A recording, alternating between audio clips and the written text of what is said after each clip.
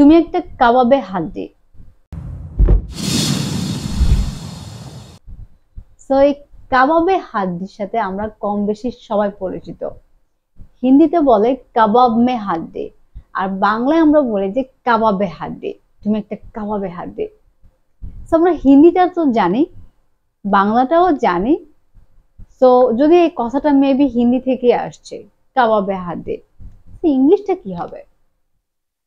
Well, কাবাবে হাড্ডি নিয়ে আমি একটু এক্সপ্লেন করি। এই কাবাবে হাড্ডি বলতে আসলে আমরা বাংলায় কি মিন করি? কাবাবে হাড্ডি বলতে আমরা মিন করি যে যাকে আমরা কাবাবে হাড্ডি বলি, আমরা মিন করি যে সে একজন অতিরিক্ত পার্সন, সে একজন আনওয়ান্টেড পার্সন, অপ্রয়োজনীয় পার্সন, আই মিন আননেসেসারি একজন পার্সন। এমন একটা সিচুয়েশনটা এমন যে তার এখানে দরকার নেই। এটা সাধারণত হয় দুইজন মানুষের মধ্যে যখন একটা থার্ড পার্সন চলে আসে, তখন আমরা এদেরকে কাবাব মে হাড্ডি অথবা কাবাবে হাড্ডি বলি। সো অতিরিক্ত ব্যক্তি। এটা আসলে ইংলিশটা কি? যদি আমরা ডিরেক্ট ট্রান্সলেট করি তাহলে কি হবে? অতিরিক্ত ব্যক্তি, অপ্রয়োজনীয় ব্যক্তি। তাহলে কি হবে? Unnecessary person.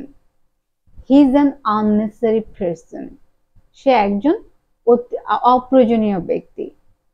অলরাইট, সেই আননেসেসারি পারসন না বলে আমরা আসলে আর কত সুন্দর করে বা কিভাবে বলতে পারি? Well, we can say a third wheel, ছাগলের 3 নম্বর বাচ্চা। Okay, now a third wheel, এটাকে ট্রান্সলেট করতে যাওয়ার দরকার নেই, মানে 3টা চাকার মধ্যে একটা। No, don't think like this. So third wheel মানে হচ্ছে কাবাবে হাড্ডি।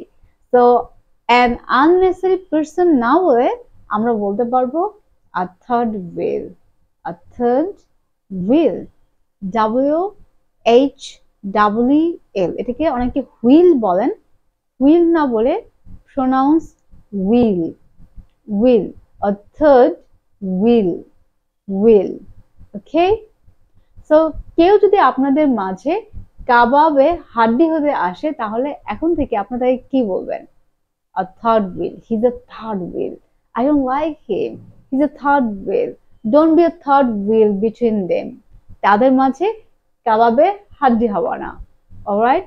So use it in your conversation and let me know যে আপনি কখনো কারো মাঝে কাবাবে হাড্ডি হয়েছেন কিনা, I mean a third wheel হয়েছেন কিনা, অথবা আপনাদের মাঝে কেউ কখনো a third wheel, that means কাবাবে হাড্ডি হয়েছে কিনা। Write down in the comment box. Bye bye.